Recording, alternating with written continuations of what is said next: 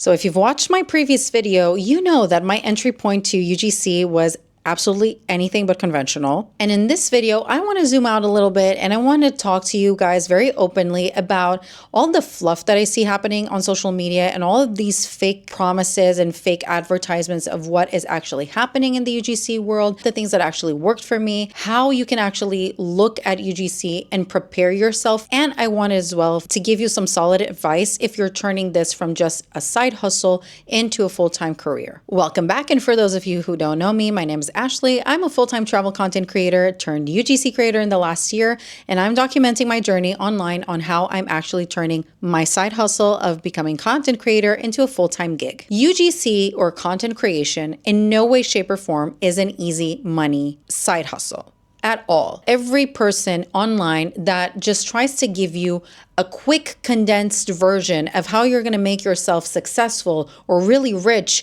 through content creation or anything like that online is absolutely giving you a load of BS. Because besides all of the information out there, there are so many factors that most of these people do not consider. Your location, the timing, your actual experience, your skill levels. There's so much that goes into play when it comes to content creation that it is impossible to guarantee success to anyone, let alone fast success. And in my perspective, UGC is a great entry point to monetize yourself as a content creator, but it's definitely not a shortcut. Or going into UGC, I really want to talk about my own personal experience and what I did so that you can understand why I have the perspective that I have and where I'm coming from. So before I actually started monetizing and getting paid for UGC videos, I was that type of creator that I bought every single course possible. I bought the templates, I bought the pitch notes, I did every single course available. I followed every single creator because I wanted to get myself as well versed and into the sphere of UGC so that I could feel somehow prepared for what I was going to embark on. And there are three major things that I kept seeing popping up that time and time again, it didn't matter when I wanted to put it into effect, it just wasn't hitting or working. I'm going to call it fluff, okay? Because I don't want to be disrespectful to anyone. I do have to say that some creators really did help me out in this process, but some stuff is just fluff, and I'm going to call it exactly that. So let's go into fluff number one. Fluff number one is you need a portfolio. I so disagree with this. If you've seen any of my other content, you know how strongly I believe that this is a load of BS. And for one reason and one reason only, okay? I heard time and time again that having a portfolio was going to make you look a certain type of way to brands. First of all, I want to address this. I felt always very icky with this advice of pick up anything random that you have in your house, create content for the brand as if you had been hired by them, and show them what kind of content you can do. I always felt like this could be okay, a video that you do to practice your skills in script writing and editing, copywriting, whatever, you name it. I think that's fine. I would never attach that to a portfolio. I do think that a portfolio is something that you develop over time. I think that a portfolio is something that you grow into, and it's not something that you should start with.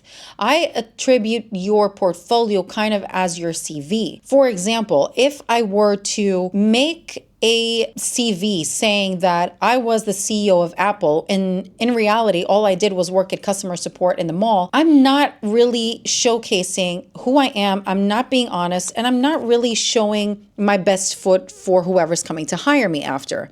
So I find it a little bit deceitful, but that again is my personal opinion on it. I think that you need to focus on building your personal brand, creating online for yourself, and using that same content that you create online as proof of skills, as proof of concept, and showing brands that you not only know how to make really pretty aesthetic videos, but that you know as well how to convert those same viewers into paying customers. Because at the end of the day, that's what you're doing as a UGC creator. You're creating publicity used for social media for the brands. Fluff number two that really pisses me off here is you need to post every day. Okay, I can say this from my perspective of someone that has been creating content online for over 10 years. 2 years ago, I decided to start a new page on Instagram documenting my travels with my husband, as we were a couple living nomadically as aviation workers. I was a flight attendant. My husband is a station manager in a big airline. We lived a very eccentric and different lifestyle. We still do. And I decided to start documenting that online. Now, the fact was, I was building my personal brand there. I had no awareness that that's what I was doing, but that is what I was doing. And in reality I was very strategic and I was very honest with myself from the get-go. I was doing this at the same time that I had a full-time job. I was flying, I was teaching, I was doing so many things. My schedule was all over the place.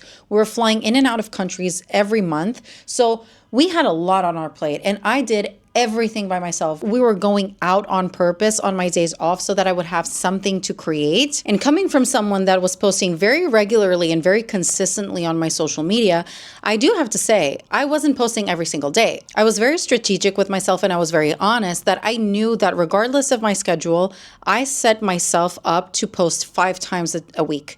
And that 5 times a week for me looked like from Monday to Friday, but I did set myself to do that. I want to be very honest as well in the sense that I did push myself to a limit. I had breaks that I would go away for 2 weeks.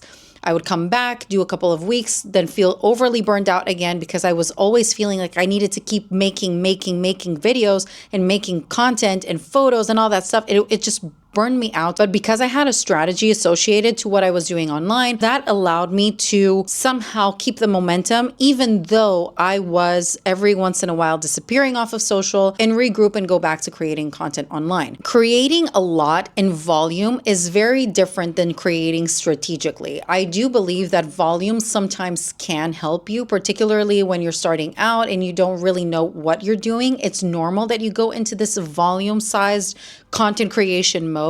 But the reality is that when you plan things strategically, you can release a little bit of the acceleration brake and you can let the content breathe by itself. You can create content that will have a longer lasting retention span so that you can go a little bit out of this constant rut of create. Burnout will be what will kill your consistency. Fluff number 3, that anyone can do this easily. Your skills can be something that can be built. Some things will come to you naturally, but I do not think that it's easy for everyone to become a content creator and to just hit record on a camera and go. That's why you see a lot of people even quitting very early on because it's so difficult to get over the hurdles of being seen, of being judged by other people and being out there. It's so difficult. So easy is not necessarily how I would position it. So by now you're probably asking yourself and asking me, okay, girl, you saw all of these things that were like fluff and impediments and stuff that were in your way. So what actually worked for you? Very simple.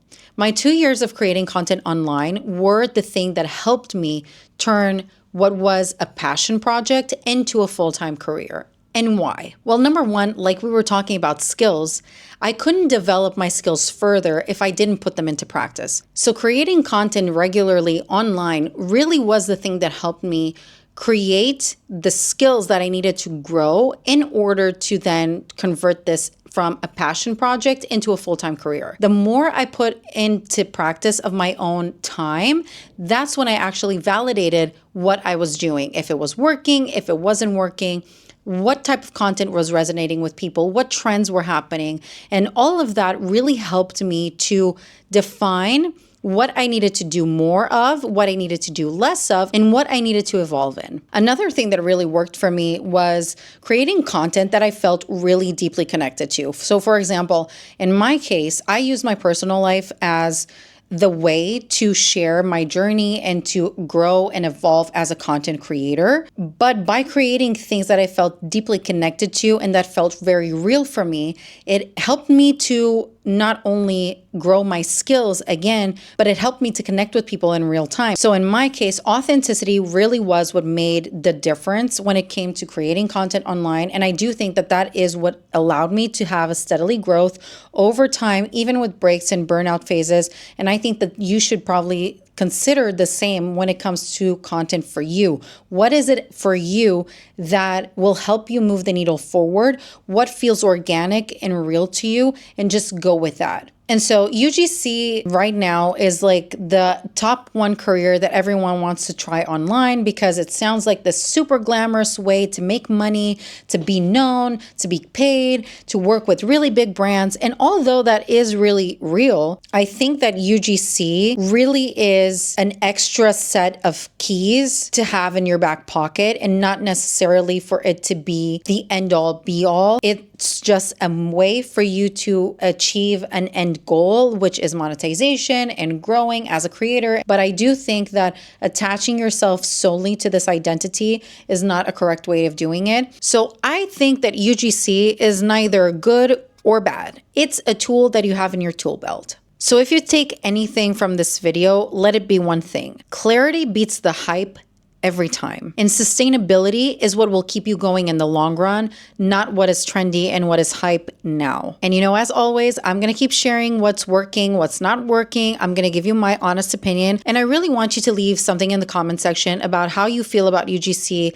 and in content creation in general. What's your position? How do you see this field? And how do you think that this can be a sustainable or not so sustainable a career path? I want to see what you guys have to say, and I will see you in my next video.